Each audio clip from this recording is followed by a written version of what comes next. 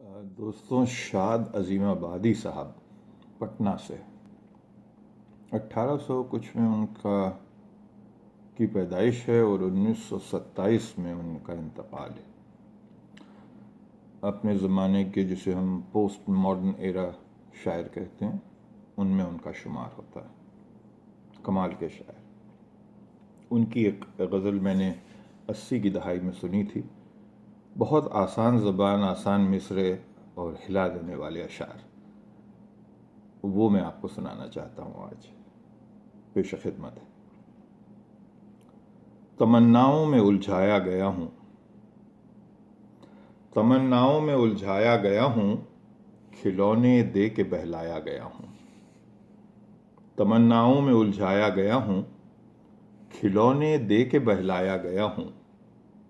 نہ جانے کون سے سانچے میں ڈھالیں، شعر دیکھیں جناب والا، نہ جانے کون سے سانچے میں ڈھالیں، ابھی تو صرف پگھلایا گیا ہوں۔ نہ جانے کون سے سانچے میں ڈھالیں، ابھی تو صرف پگھلایا گیا ہوں۔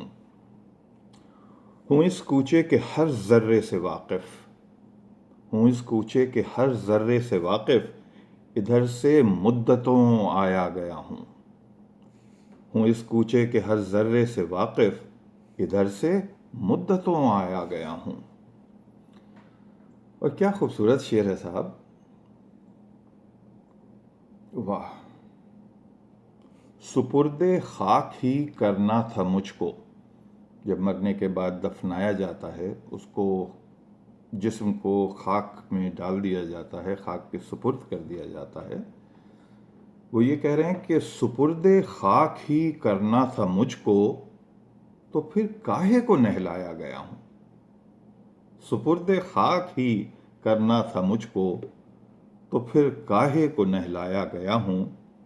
نہیں اٹھتے قدم کیوں جانب دیر، نہیں اٹھتے قدم کیوں جانب دیر، کسی مسجد میں بہکایا گیا ہوں، کسی مسجد میں بہکایا گیا ہوں۔ سویرا ہے بہت اے شور محشر، ابھی بیکار اٹھوایا گیا ہوں۔ بہت اعلیٰ شعر صاحب، بہت اعلیٰ شعر۔ آخری شعر ان کا مقطع سنیں۔ کجا میں اور کجا شاد دنیا، کجا مینس کہاں میں کہاں شاد، کجا میں اور کجا اے شاد دنیا، کہاں سے کس جگہ لایا گیا ہوں، کہاں سے کس جگہ لایا گیا ہوں۔ واہ واہ واہ! سپرد خاک ہی کرنا تھا مجھ کو، تو پھر کاہے کو نہلایا گیا ہوں۔ واہ! نہ جانے کون سے سانچے میں ڈھالیں، نہ جانے کون سے سانچے میں ڈھالیں، ابھی تو صرف پگھلایا گیا ہوں۔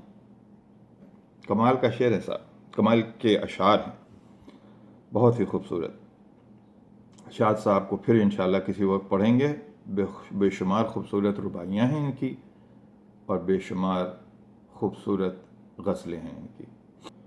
یار زندہ صحبت باقی۔ آپ لوگوں کی سماعتوں کا بے حد شکریہ۔